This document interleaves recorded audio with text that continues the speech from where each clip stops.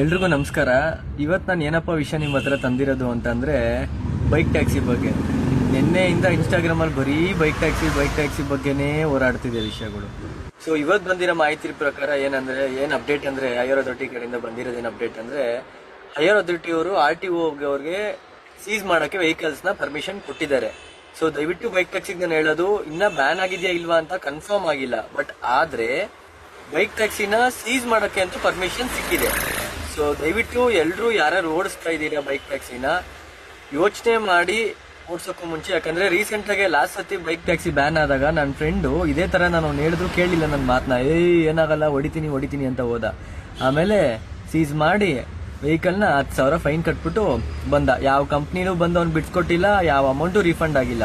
So ಇಷ್ಟು ಹೇಳ್ತಾ ಇದ್ದೀನಿ ಅಂತಂದ್ರೆ ಇದ್ರ ಬಗ್ಗೆ ಏನ್ ಹೇಳ್ತೀನಿ ಅಂತ ನೀವು ಯೋಚನೆ ಮಾಡಿ.